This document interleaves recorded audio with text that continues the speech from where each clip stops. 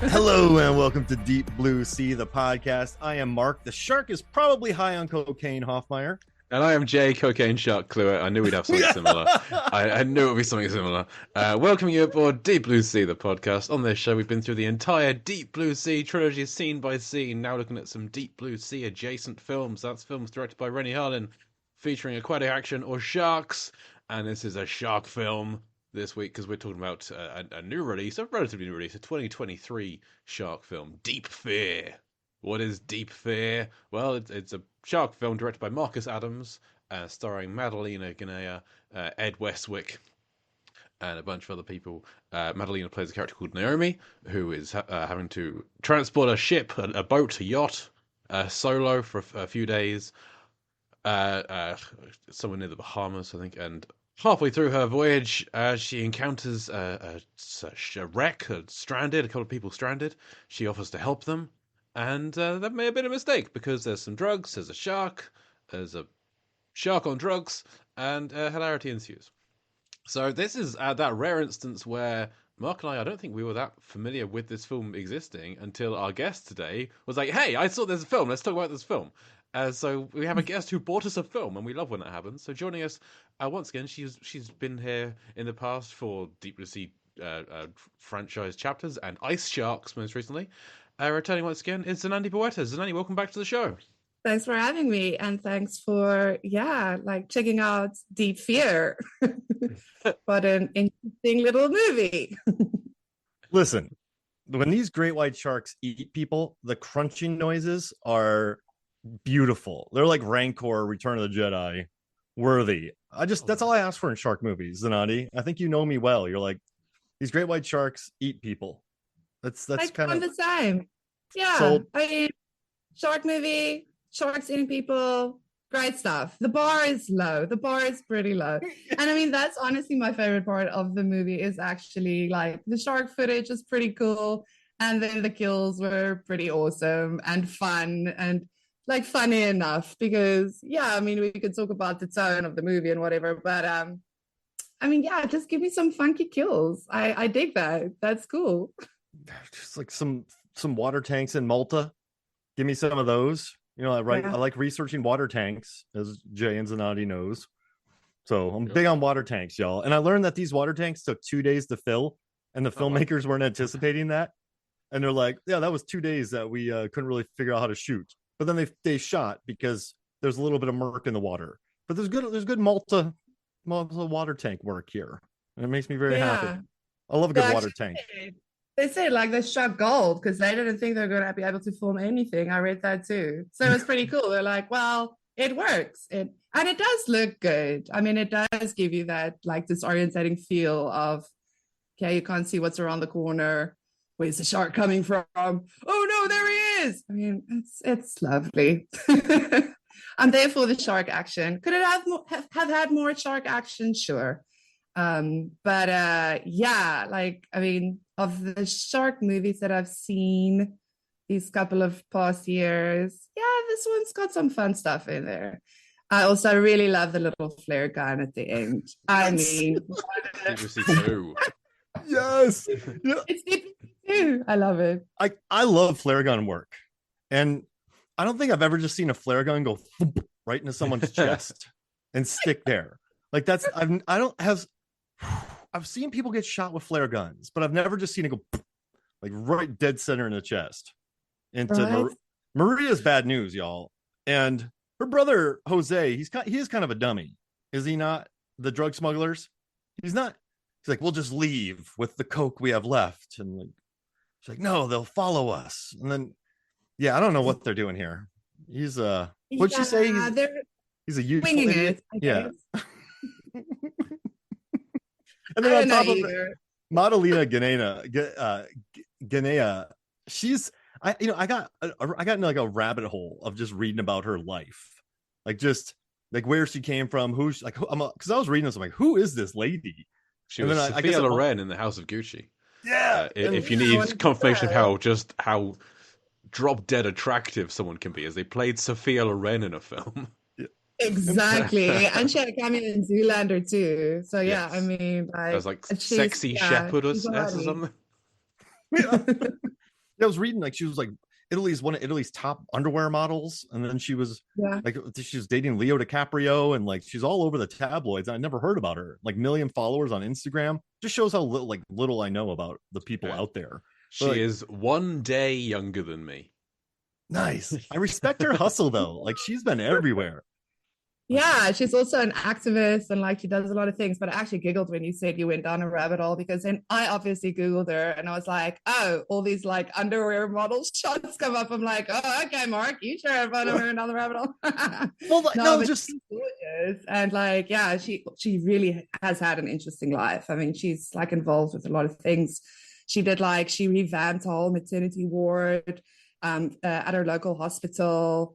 Like, yeah, she's very into like helping communities and stuff. And then she also poses in her underwear and does freaky, spunky shark movies. Like, it's so cool. And like occasional House of Gucci movie. The most unbelievable aspect of this film is when people are getting rescued by her, they're not like stunned into silence, just like, wait, I'm being saved by just a supermodel who like, what? I mean, when Jose's with her in the room, like, you know, he's just like, and she's half naked. I'm like, how is he not having ideas here? I mean, come on. Like, this guy has just had the thrilling, like, rescue of his life because he probably thought he was going to die in that wreckage down under. Like, lo and behold, a diver picks them up, someone who can actually deep dive. Like, what are the chances? Amazing. Also, I love how the rig thing that they were floating atop was like connected still to the wreckage. That's also nice. That's also very convenient. But I mean, these little things. But it was a fun like movie to just. I didn't think they were going to do the little twists and turns that they did. So you know, that was fun. The execution was a little bit sloppy here and there. Sure, it's not your perfect movie, but it was fine. I don't know. We have to look at it in terms of like an independent shark movie filmed in Malta in like 6 days. So it's I think in that regards it's fun because it has a personality. Just the line readings of Mădălina and the random brother sister murderous pair, the dad ghost. Like Westwick, the dad ghost. Like it's a shark movie where the shark is on cocaine, but then also it's about abandonment issues. When I was trying to work out how kind of deep and blue it is for the end of this, like there is some, like when we covered 47 meters down, half of that is like a dream sequence. So during that, I always took it as being where the dream was happening. So like she was at the bottom of the sea having a dream, so sort of the bottom of the sea. Here, there's a bit where she's up on the boat, but she's having a memory of having a dream sequence. Where she was remembering being underwater, having a dream sequence being on the surface. And I don't know what I did in terms of how deep that... That's unusual to have a memory of a dream sequence in a film. And I even wrote, who is she talking to? At one point. I was like, in all caps. And then I just put, she just wants to sail. Like my notes on this movie are pretty random, but I want to know more about Ed Westwick's trip. So he's with. Do you not think we know enough about his trip? We see so much of it. Like he's with Naomi, but then he's like, I have to travel overnight in a boat during a squall to get to her, and then he just shows up the next day. And it's like I don't know. Looking very fresh. Yeah, looking very fresh. The Gossip Girl crew: Blake Lively, Shallows. Leighton Meester was just in River Wild. He was in this movie, and then the other guy, Chase Crawford, is in The Boys as The Deep. They've all had quite an aquatic career. What about after don't forget this? Penn Badgley? Penn Badgley? I've never seen Gossip Girl, but my wife watched this with me, and she was like, he's from Gossip Girl," and so we were doing like a little deep dive on them. And Penn Badgley has done nothing I've ever seen. It's just I don't know why I know the name Penn Badgley. It's just the name I know, but he's not been popular. He's not been in anything aquatic. So in Stepfather, there's a scene where Amber Heard is near a pool and he's with her. Okay, that counts. So there we go. Meg free. That's what we're saying. Also, You is great. You is wonderful. Oh, thank you. If you've never watched You, y'all are wonderful too. But no, the So yeah, he was by a pool in a movie. So we can connect all the Gossip Girl cast to water adjacent scenes, which is very important. That we will not cover on this show. I want to make that clear. We're not going to start covering the water adjacent scenes from the Gossip Girl cast. That's not a direction that this podcast is heading in. That sounds amazing. is covering Gossip Girl. Imagine that the Gossip Girl aquatic scene series. We're not lying. I'm imagining. Spread the word. Like, Spread the word. I don't like. Sorry, Mark. No. River Wild is good though. I like that one. It's a good Netflix thriller. I always wanted to be a whitewater rafting guy. I don't know that. No, Yeah, it's fun. an American thing. When I was trying to get out of the States to like go travel, I'm like, I could either teach and get a job overseas, or I could become like a whitewater rafting guide and try to get a job overseas. And so I seriously considered both. And then I took the teaching route. I could teach or I could do. Yeah. Because water can dry up, but learning never will. That's deep, Mark. That's real deep. Much wisdom. That's deep? That's what deep. the teacher would say. Oh, I feared that. That's deep. Yeah. No fear. But there's a scene in this movie where a shark headbutts a bag of cocaine. Sure is. Rachel's are for it. It's like he wants it. He's had a taste before. But it doesn't really become cocaine addled though, does it? It's okay. So this is my problem with this film. This film sets up a bunch of stuff, doesn't pay off. Like we have a shot. Exactly. As soon as they say like, oh, there's 200 kilograms of cocaine. 200 kilograms of cocaine is a lot of cocaine, and that's a lot. I don't know drugs at all. I know that's a lot of cocaine, and that's how much is sunk in this wreck. And they have bags of it. A shark runs into a bag of cocaine. It bursts. There's even the line that somebody says, "Now that shark is probably high on cocaine." And at no point do we see a shark high on cocaine. I was hoping to see a shark like directing a Stephen King film or something, Or being like the Butabi brothers from Night at the Roxbury. Sure, but we don't. It's just we don't see a manic shark roaming around. It's just the shark remains the shark. And like there's a storm coming in at one point, and Naomi's like, we can't have an anchor settled in the storm because the wave's going to take over the boat. But they leave the anchor down, and the boat is fine. Yeah, like what was that about? the incoming storm is like the fireworks factory in The Simpsons. They're mentioning it the whole film. The storm coming in like for days. For days, this storm is coming in, and it really doesn't come in that much, and it was kind of upsetting. Yeah, but I wanted a cocaine shark. I wrote down on my notes. I want the shark to eat a bag of cocaine. It does, and it was disappointing. More disappointing than Cocaine Bear. I like that they subverted that though. I was fully expecting it to be like, question. That's what I wanted. And then like I was expecting it just to be all, yacked out, and then it wasn't. So I respect that. I'm kind of too about that, just because they rather chose to go with the more melodrama thing with the ghost dad. But then, I mean, there was so much opportunity to really go full gonzo and comedy, especially with that shot where she's down, like it's in the third act, and she's down there. The guy knocked her out, and she's stuck there now, and she has her full-on hallucination where she's in the tent, and then she opens up the tent door, and her dad is just sitting there waiting for her. Yeah. It's like this absurd moment I love every time, because like dad's just sitting there. Like there's actually really a lot of potential for it to have been funnier. But then I also dig that they kind of didn't just go for the what we see in so many of these kind of movies, where they just go for the comedy and blow it up. But then also, I would have loved to see the shark do something really stupid because he's high on cocaine. Who doesn't want to see that? So I do agree with Jay there. Like that's probably the most disappointing thing of the movie. Westwick is pulling up to the boat, right? And then Cocaine Shark just jumps out of the water like 20 feet in the air and just lands directly on Ed Westlake and swallows him whole. Like the opposite of Deep Blue Sea's swallowed whole scene. Oh, right. Does that make sense? Like he lands on him and swallows him whole? Like and also, I just want to let you know, Penn Badgley has been in a movie crashes called Loch Ness Terror, everybody. Loch Ness Terror, Penn Badgley. I just want to put that out there real quick. before I forget. Okay. Right. So Jay, add it to the list.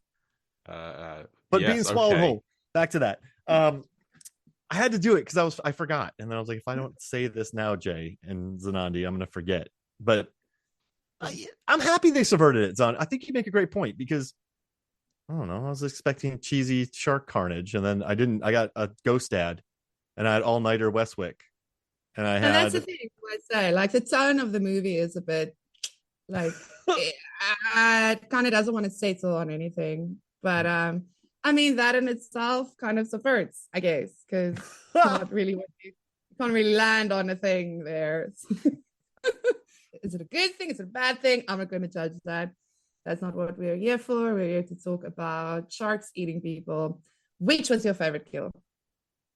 First one, when the guy gets chomped because it crunches him. His body crunches. Bones crunch. And I love that the moment he like looks, the thing just comes. It's beautiful. It's amazing. I mean, I do like the one on the surface when Jose, I think, because he has the shark flipping out of the water, ripping it in half. Yes, is fun. That's a classic shark movie death. They torture him. Yeah, well, he's not a good throw guy. him around like he's a seal. Yeah, absolutely. See, that could have been funny. Like, whoa, just flip it in the air like a seal. And it almost was. It's like it's almost funny, like almost like really funny, just a little funny. But then she ends up back at the boat, right? And then she ends up back at the boat, and then Maria starts shooting at her, and then she gets whomped into the water, and then she gets flare gunned. It's okay. This makes me want to write shark movies like this because, and I'm not hating, like you have to put these things together really fast. So it's like, okay, cocaine sharks. If there's a cocaine shark, we need drug dealers. We need like a sailor, and she needs a ghost dad. We got a movie. You know, like that's. They made a little leap on that last one, but okay. Yeah. It's like 3 normal things. No, wait. 2 normal things, a crazy thing, and a really crazy thing. That's how you make a shark movie. Yeah. And then top in a boyfriend. So for listeners who haven't seen this, the ghost dad comes in that Naomi's character, both of her parents, she was out sailing with her parents when she was a child. There was a wreck of some kind where both of her parents died, but her dad managed to get her into a life raft and saved her. I think her dad died trying to save her mum.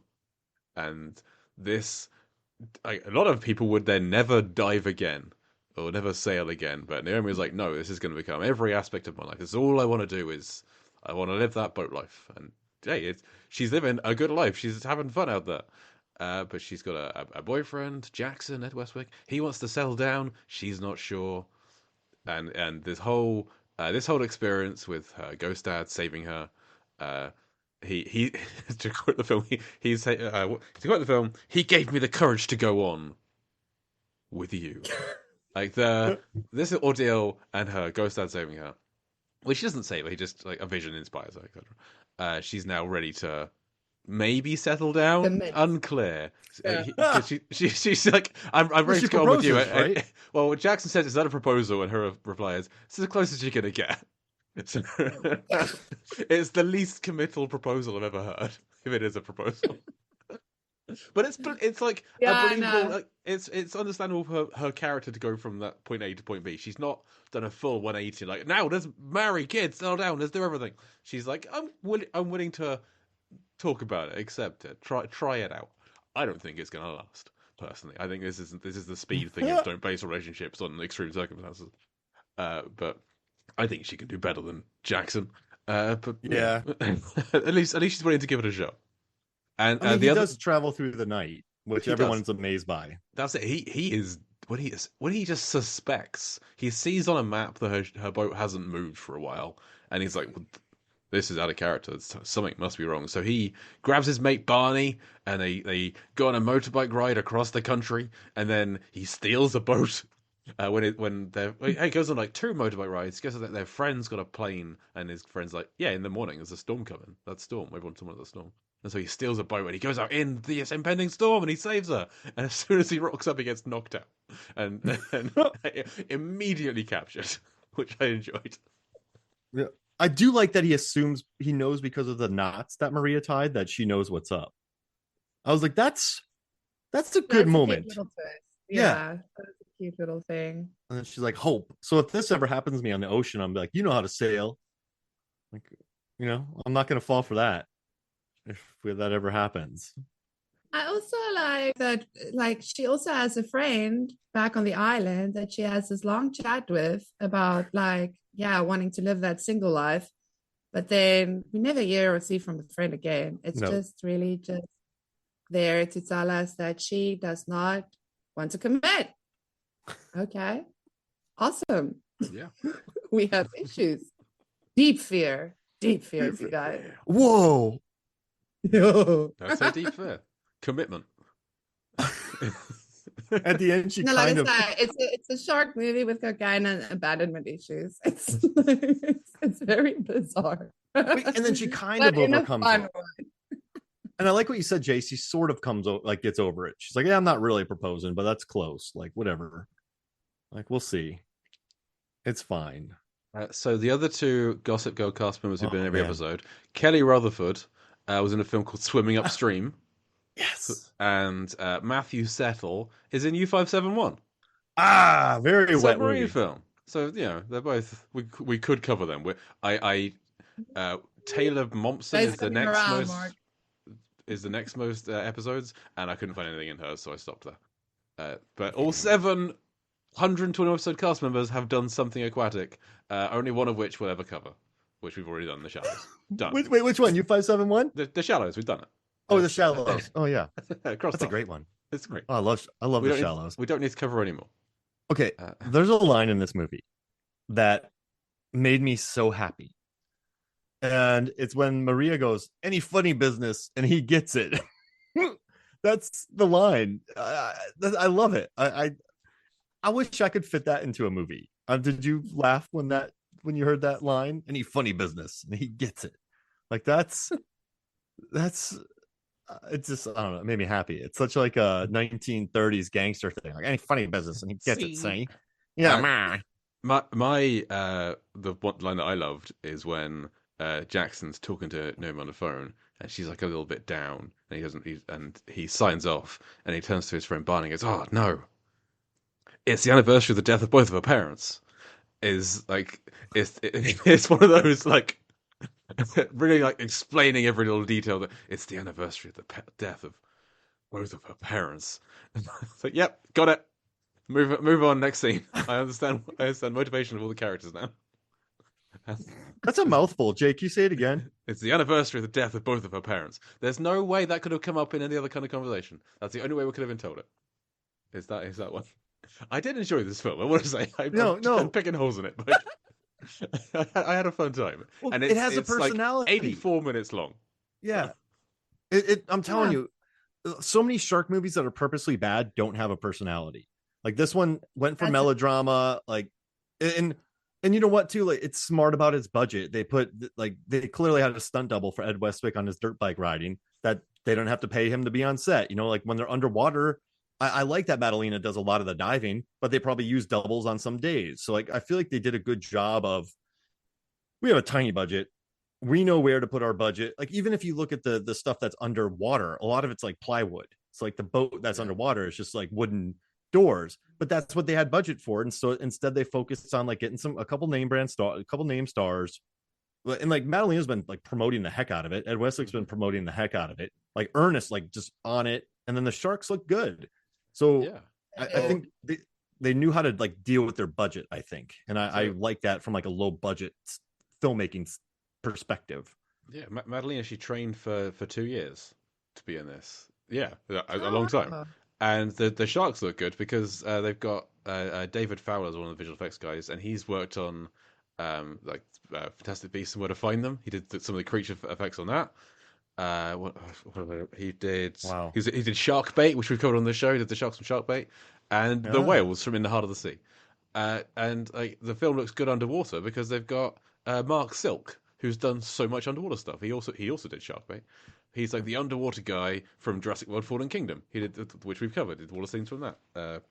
He did Pressure, Captain Phillips, Under the Skin, The Boat That Rocked, and both 47 Meters Down films.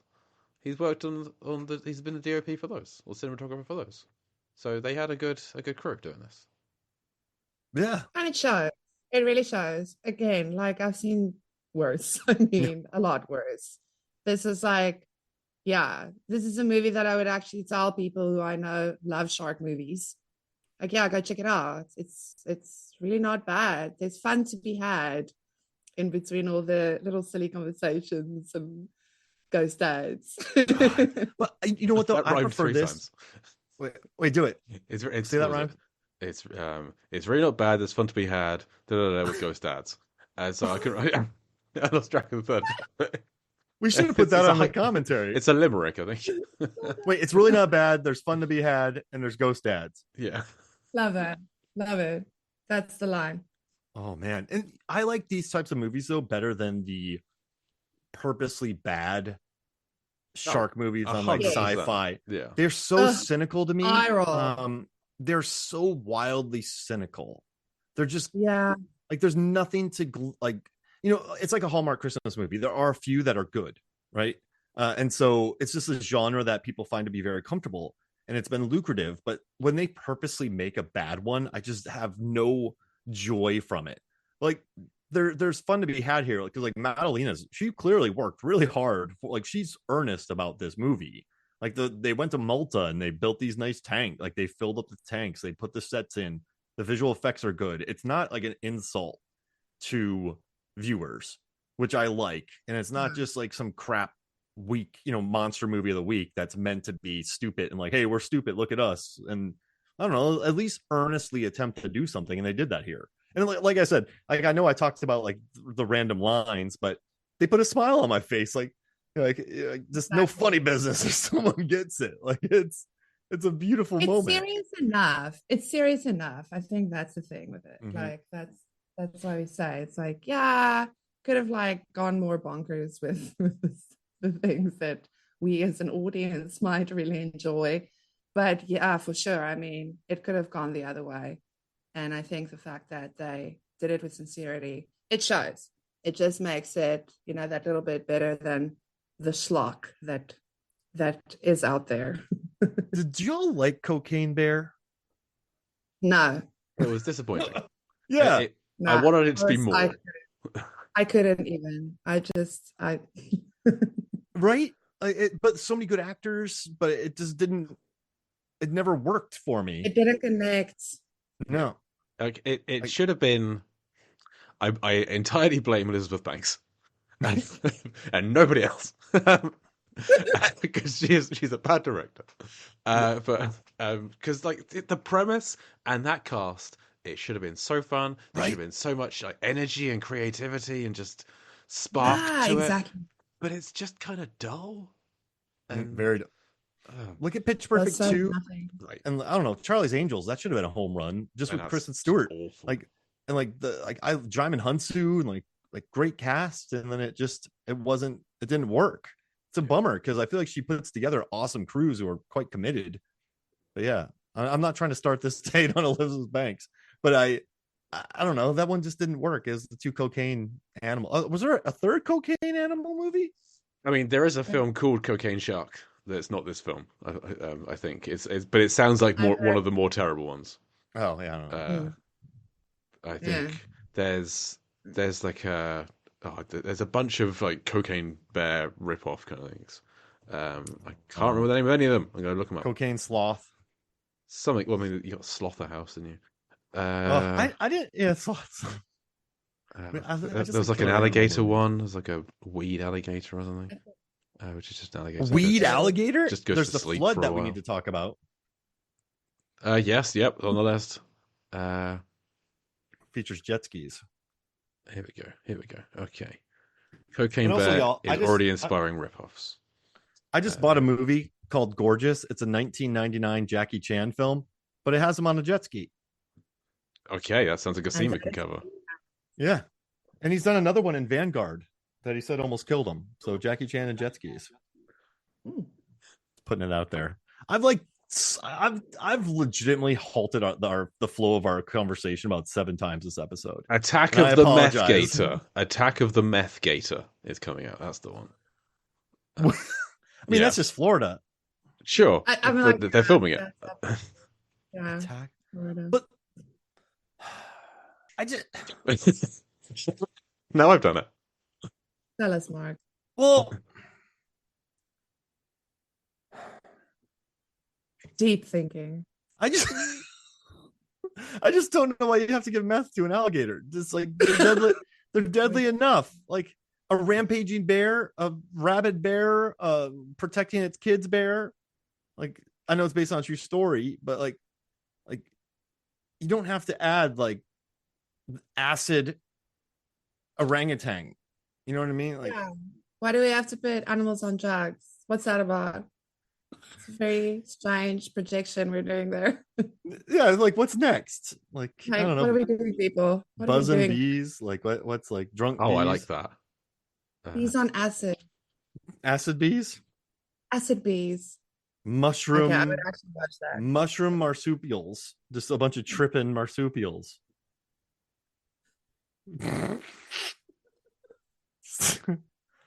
Quick, give the monster mushrooms. That's good for a monster movie, right? The monster's like eating everything, and you just throw stuff out in the yard and let it eat some like hallucinogenics, and just It's wait. something in the outback. Kangaroos on ketamine. Oh, yes, that's perfect. Yes, right? Let's go to the outback. And Oh man, idea time's over. Idea time is over. like what's next? Like oxy owls? Like what's going on? Sorry. Yeah. Yeah, No, I close, like just this. close the tab. Okay. It definitely sparked the trend. But I Cocaine Bear mean, I didn't don't- make that much money. It wasn't like a success. I don't know why it's sparking this trend. It wasn't good. Yeah, exactly. No, it Isn't was a very Oh, sorry. short trend. Short-lived. Don't they just? It shouldn't have been like cocaine grizzly or like yacked out grizzly. So maybe capital. No, it'd be like, yacked oh, out yak. It'd be a different yacked out yak. Would be. That's the one. It's like you're going to write Cocaine Bear and you're like, well, yacked out yak is right next to it, like double header. Yeah. I think that's probably why. Yacked Mm. out yaks get big. Is there a film like a slasher film involving drugs called Weed Killer? The latest Friday the 13th. Is it? Yeah, It's he's called a- It's called Weed Killer. Oh, I just know he's a pot farmer. Then and he call it Weed kills Killer. people. Okay. Weed killer. Wait. As in, What? do you know when you have weeds in your garden and you spray them with something? That's called Weed Killer. Yeah. Yeah, it's called a film Weed Killer. It's about a slasher who's high. He like does drugs, and I don't know. We've taken this too far. Wait, does he take weed killer, or does he smoke weed and kill? He Yeah, smokes does he weed and get out? kills. He's a weed killer, but weed killer is a phrase. That's why I'm trying to pitch this as a title Wait. of a film.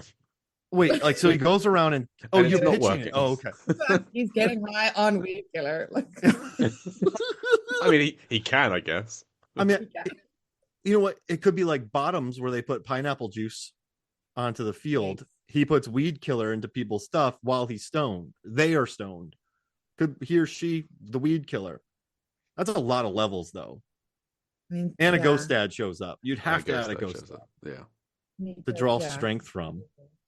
And flare gun at the end. And always end on a flare gun. Got it. You Can got I it. ask- Yeah. Can I ask you two a question? All right, so you're being attacked in a museum, right? And Okay. like Black Dynamite, Abraham Lincoln, the ghost of Abraham Lincoln comes out and helps Black Dynamite against Richard Nixon. Sure. So you're in a museum, it's like the relic, a monster's chasing you, and a historical figure, the ghost of a historical figure can come out and assist you with your battle. Who would you pick? Which historical figure would you want to come out of the the painting and assist you? It's a good question. Yeah, sure. Like the Mona Probably. Lisa comes out and just spin kicks the relic monster. I mean, Da Vinci is not a bad shout because he's gonna have some gadgets with him. Or like the That's- statue of David just jumps down and like rocks somebody. Yeah, these aren't historical figures, Mark. these are works of art. What museum are Anything. we Any- in? You've changed the anything. pitch. Anything. Let's see. Napoleon, Genghis Khan. Yeah. Hey, I'm trying to avoid the Night of the Museum franchise staples, if possible. Like a tiny little Custer. No. Oh no, Custer was regular sized. It was a tiny little Owen Wilson, wasn't it? Yeah, because Custer was Bill Hader. I like those films. wait. They painted real people though, these portraits. So the like girl with the pearl earring could come out and help. Sure. Yep. Would that be Scarlett Johansson? It could be. It's the ninth time the podcast has ground to a halt. What we're trying to think of this. Question mark. Love it. Like no one. No, I mean, I said like Da Vinci would be fun because he'd be like the Inspector Gadget of his time, is what I'm thinking. He just shows up. Van Gogh comes out. What about Van Gogh? That's a good one. From his self-portrait? Yeah. Don't worry, I'm here. Oh no. Oh, I'm taking that. You go with that. Yeah. You know, at Jay, is this a record? I completely shut down with Gators on acid. It's not something I keep a tally on, but I think it might be. I just want to watch Yak. Wait, what is it? Yacked out yak. Yacked out yak. Yacked out yak. Yeah. Just like they're climbing up the Alps and they're trying to like get drugs across the border. The acronym for Yacked Out Yak is YOY, and I feel like that'll be the review. Like, why did they make this film Yacked Out Yak? It works on so many levels. It really does. Give me $2 million, a water tank in Malta, and a yak, and a Gossip Girl star. And I'll make this movie. Who are you taking? Which Gossip Girl star are you taking? Yeah. I mean, Penn Badgley's pretty hot right now. Like from you, so I'm going to put in this. You could take Michelle Trachtenberg. Yeah, she was good in the Black Christmas remake. Let's do that because she has big 90 nostalgia power Absolutely. to her. Yeah, and then I have her battle a yacked out yak. I'm just trying to see if there's any other regular Gossip Girl cast members that I've. Zanandi right now is like, what world did I enter? I also don't know Gossip Girls. I can't contribute much here. Wait, Elizabeth Hurley did 14 episodes? Done. Geez, whatever film I'm doing, Elizabeth Hurley. There we go. William Baldwin did 11. Sebastian Stan? Wallace Shawn? My dogs heard me yell Sebastian Stan, Wallace Shawn, they start barking. So that's. I wouldn't mind watching Sebastian doing a movie with some animal high on something. Yeah, because I love that we talk about animals high on something, and then this movie doesn't really have an animal high on anything. Just headbutt some coke. It shows what the people really want. It's just sad because I genuinely wrote down the line, I want the shark to eat a bag of cocaine, and then it did, and nothing happened. It's like when I watched Remo Williams' The Adventure Begins for another podcast years ago, and Fred Ward has to walk across a tightrope. He's being chased by some dogs, and I paused the film, wrote down, I want the dog to walk a tightrope. And then seconds later, the dog walks a tightrope. I was like, yes, I have this power. I can do this. And I did it again here, and nothing happened. Maybe they're keeping it for the sequel. So, because the shark, got hold of the bag of cocaine, and then only the next day we saw the shark again when they went back for the dive, right? So, what happened in between? And maybe they're just leaving that for the sequel. Maybe it's a different shark. Maybe that first shark just went off on a bender. Swam around the earth 3 times. Just we just never see it. This is what happens when a shark gets cocaine. It just implodes. You just don't see it again. It's gone. It's gone. Unfortunately, there's more sharks in the ocean, so there's just other ones arrive. Okay, they didn't film that bit. So, you know where this inspiration came from for part of this idea? So they, in my notes, I actually had this in my notes, but I was too busy thinking about animals on other drugs. So they were talking about this, producer O'Kelly said, we're thrilled to be teaming up with Danielle and the talented team at Gravitas to bring Deep Fear to audiences across North America. Deep Fear arrives hot on the heels of the cocaine shark frenzy, as recently seen off the coast of Florida. having spent so much time creating the strongest visual effects, we can't wait to share it. So, and then I looked it up in Florida. There's actually a thing like, are cocaine sharks really scoffing down drugs off Florida coasts? So people were thinking that sharks off the coast of Florida were ingesting large quantities of cocaine. My word. Okay, that's. And they said drug smugglers dropped their stash from lightweight aircraft south of the Florida Keys, and then probably for boats to pick up. But he's like, thanks to ocean currents, some of those drugs wash up around the Keys. Like, I guess a boater just found 62 pounds of cocaine. And then one time they said, they said sharks might be getting some of this cocaine into their system. And they said most of the cocaine accumulates in their eyes instead of their brains. Okay, that's interesting. But also alarming. Wait. But also, I love it. Like, let's make a movie of this. Some zebrafish eyes, you're going to love this. Zebrafish eyes contain concentrations of cocaine that were 1,000 times higher than levels that would be lethal to humans. Holy shit. And they're fine. Swimming around. Swimming around, having a good time. What? Because you'd think that a shark on cocaine is going to be swimming around all over the place at 1,000 miles an hour. But that is us taking our human brains and putting it into the shark's head. Oh, deep thoughts. But there was a documentary, Jay. It was on the Disney Plus. Jaws Scarface crossover? What? It was on Cocaine Sharks, Discovery's annual Shark Week. We are learning about an entire new universe right now. Say hello to my little Finn. Hello to my little Finn. Methamphetamino. Wait, what was this shark with the scar on its face? Meg. That's like Scarface. How much cocaine would you have to give to a Meg? Yeah. A lot, I'm going to say. Worth its weight in like a jet ski. I mean, I would probably give it something other than cocaine. I'd want to give it some kind of whatever the opposite of cocaine. Weed killer. There we go. Weed Or, killer. This movie's fun. Like with sharks. Wait, weed killer with sharks? Yeah, slasher weed killer movie with sharks. every film should be with sharks. Yeah. Absolutely. Jay, write it. I'm on it. So sequel to Yacked Out Yak is Skunked Out Skunk.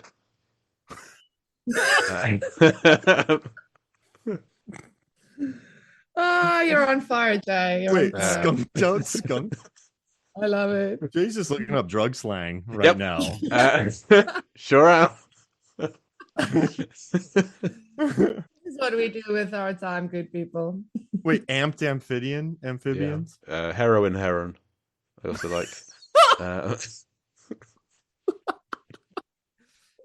We should have made that animated movie to like rip off of the Miyazaki film.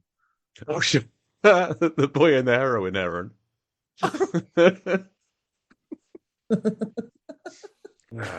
So we're animals and drugs are funny.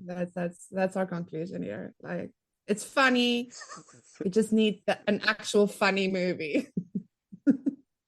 Yeah, like, so I'm looking up the names of like swang drug slang code words on the Department of the DEA intelligence report. The DEA released an intelligence report of what of slang to call drugs. So you just take all these names. Okay, so you need 4 things: 2 normal things, a crazy thing, and a really crazy thing, and just find them here. Sure. I'm not saying I'm doing it now. I'm saying in general. If you want to write a bad shark movie, there's something called monkey dust. Yeah, that works. Oh yeah, That's PCP. Yeah. Mint leaf, dummy dust, cosmos. I don't know. We'll think of it later. PCP also apparently called Love Boat, which I've never heard. Oh, there's another slang for PCP is hog. Hogged out hog. Like, there's more. They keep coming. They keep coming. Wobbleweed. Zombie. Oh, there's zombie and then zoom. That'd be better if it was zombie zoom. Zombie zoom. I mean, whippets. Whippets is a dog. Yeah. Just called it whippets. There we go. It's not as funny. Yeah, just whippets. Yeah. Yeah. Perfect. I was in a band Title. with guys who did a ton of whippets. I wasn't. Same. Any aspect of the sentence does not apply to me. Cannot relate. There's cartridges everywhere. I didn't partake, but they were like it was a lot of whippets in that household. Great Barrier Reefer. I'm gonna stop. Any Ooh. final thoughts? Any final I'm thoughts gonna about stop. What were we talking about? deep fear? Abandonment issues. Sure. Fear of commitment, etc. Let's see. Where am I? I want more movies to end with flare guns. That is Yes. my final. 100%. What do you think about the villains in this movie? Do you like Maria and Jose? Are they No. no? I was shocked No, but that yes. I was shocked that Jose existed because we first meet Maria and Tomas. They're like, oh, my brother, he's down there. I'm like, no, you're gonna dive and they're gonna steal your boat. Yeah. But then like Thomas goes with her. I was like, well, hang on, if this guy can dive, why do you need her? Why do you need Naomi to go down? You have a diver. Just send the diver down to go get the cocaine, and just like hold Naomi hostage up on top. Because like, oh, it's odd. But then they go down there, and there is a guy down there. Jose exists, and he's in a little air pocket. And I'm like, wow, okay, maybe they're not bad. And they come to the surface, and yeah, they're still bad because Thomas dies. And yeah, but Maria has a real quick turnaround of like gun in face. You're ours now. Go back diving for cocaine, and Jose's going with you. They always like to send someone with her. Stuff like getting I guess into here with a crowbar underwater, which not something I've seen before. And they do load the cocaine for 2 minutes. There's a 2-minute scene. I mean, there's a just... minute-long sequence just watching Naomi getting the boat ready to sail. Just watching her at low angles in a red bikini top. I'm not complaining, but it does take up a lot of the film. Like this is a short film, and they pad it. I had to rewind it. Helicopter scenes. I'm sure. So helicopter scenes too. But I mean, you pay a lot of money for helicopters, so they had to have a lot of helicopter shots. But there were a lot of helicopter shots. Like we watched the whole. There's 5 distinct shots of Ed Westwick and Barney rocking up to the police station on a motorbike. Like, listen, if you pay for that and you lock the streets up and you have a helicopter, you use everything. That footage. Everything. It's getting to Liam Neeson jumping over a fence kind of levels of editing. It was like 23 cuts for this one little jump. Like just this angle, this angle, this angle, this angle, this angle. They've arrived. Okay, and now he's gonna leave. Great, we're gonna show it again 5 times again.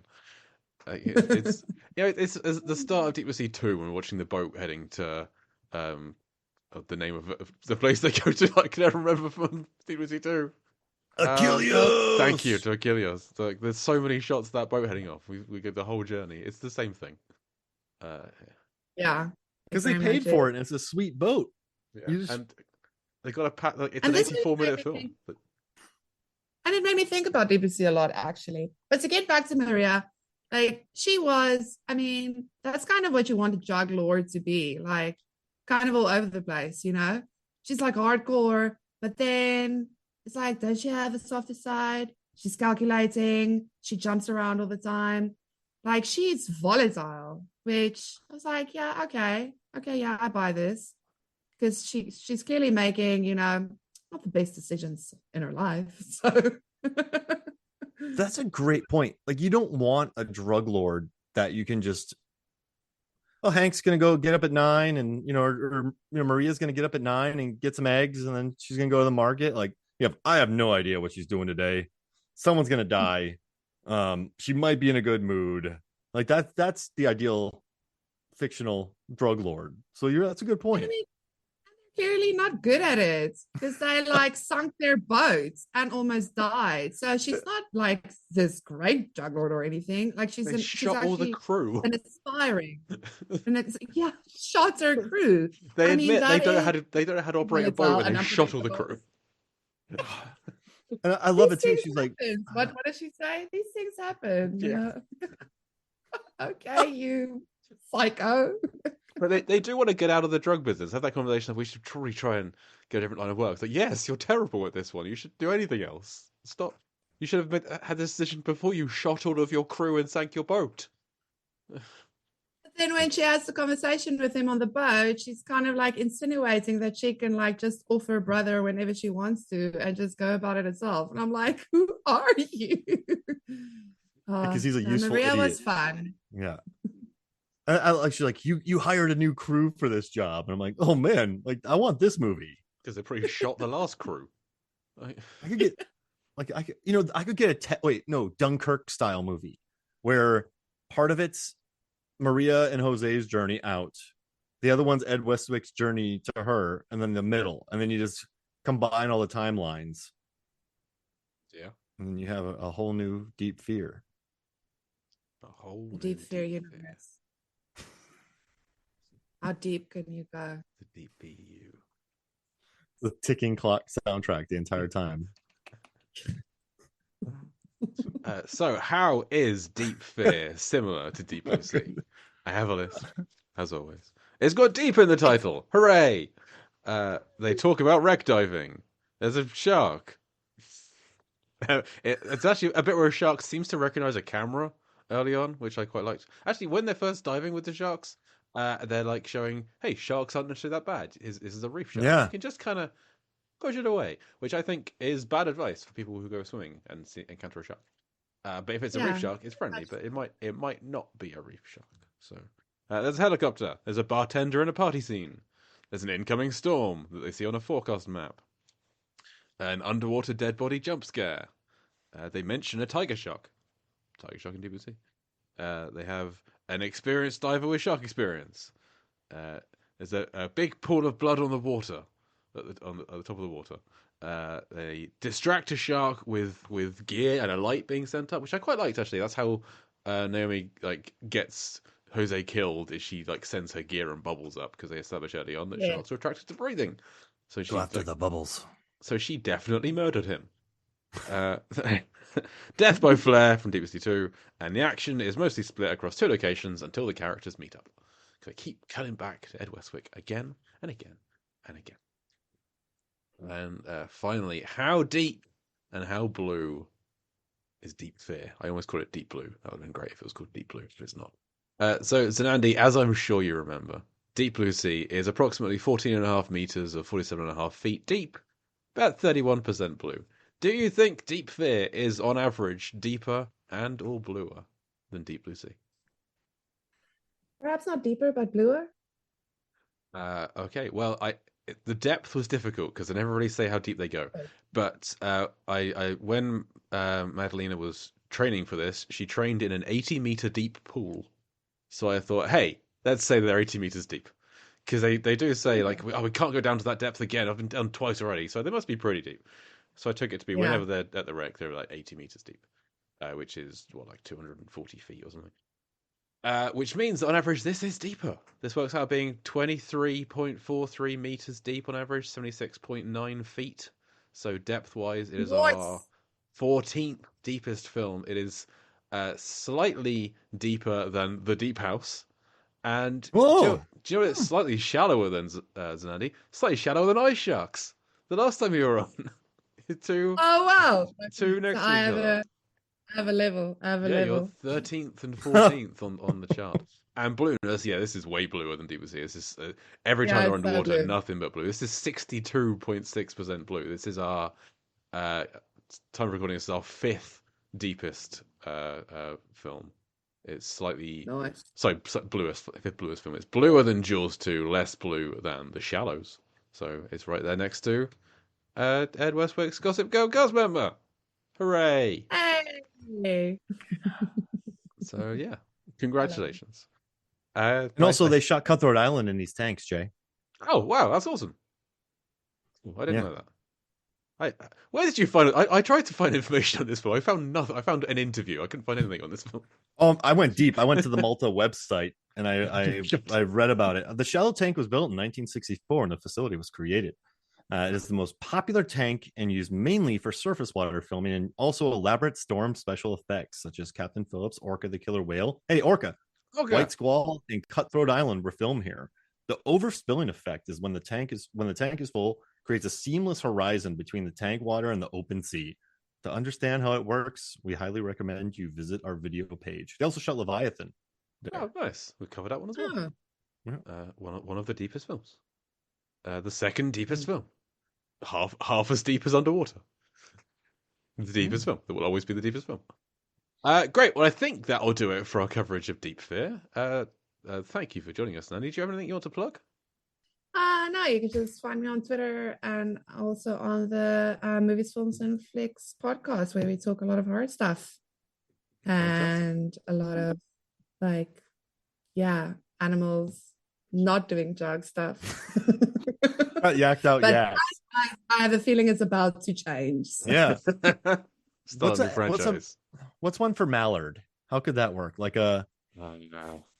Molly Mallard. Molly Mallard. Molly Mallard. I like that. Molly Mallard. Just a bunch of mallards on Molly.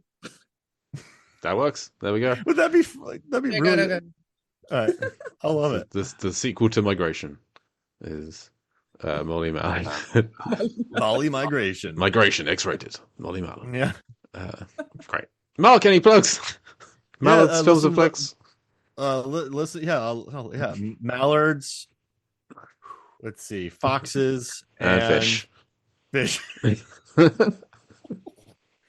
to the 2023 horror episode that we recorded on MFF. Listen to the 2023 best water scenes thing that we did on Deep Blue Sea. Also, Jay, I want to pitch a movie to you. It's called Legendary. It has Dolph Lundgren and Scott Adkins. And Scott Adkins travels to China to find this water monster known as a cryptid. But Dolph Lundgren's like a big game hunter named Harker, and he takes over. And then the two of them have to battle a monster that comes out of the water. And it's free everywhere. Okay, let's cover it. Let's do it. Listen to that soon. Great. And listeners, you can find a fake episode on the Yacked Up Yak. Like we just talk about it like it's a real movie. I've done that on MF. I did one. I've done several. I did Jay, what was the Swedish one I did? I did one about God, you did a shark film. Sweden. Yeah, Sharks in Sweden. Yeah. We did a fake episode called Sharks in Sweden about a bank heist that goes wrong in an aquarium and the sharks get loose, but we talked about it like it was a real movie. And then we did it should be. It should be a real movie, and it sounded like it was, and I believed it for a little bit. Because I want that film. Oh, it'll be amazing. And we did Midnight Surf Club about Patrick Swayze going around the world and surfing in areas that are loaded with sharks. I want that film less. I love this. Should do more of this. Like, sounds amazing. We started doing one called Acceleration about a Fast and Furious prequel with Helen Mirren with chase scenes that go up, not like up the streets of San Francisco, not down the streets. Like that's the whole bit. Like these chase scenes go uphill. I see people the Mandela effect. Later on, they're going to think like, oh, no, they've seen this movie, and then no, it was a fake movie on a podcast. I like this. I like this bit. I like Yacked Up Yaks. Yacked Up Yaks. Yeah. Great. Well, listeners, you can find this podcast all over social media at Deep Blue Sea Pod. And you can find me at liveversusfilm.com, where I haven't written it yet, but it will be still going to do my end of year posts. We're now I'm recording halfway through the first month of 2024, but I'm still doing end of year stuff. It'll be there at some point. And next week we're doing a film that the premise of it sounds like it was made up, but it's a real film. Next week is Waterworld, a film that really exists that we covered and had fun with. So come back next week for Waterworld. But as for this episode, as for Deep Fear, thank you once again to our guest, Zanandi Botes. Thanks, you guys. It's been fun. I'm not on drugs, I swear. Me neither. I've been Jake Lewis. Mark Yacked Up Yaks Hoffmeyer. And we'll Deep Blue see you next week.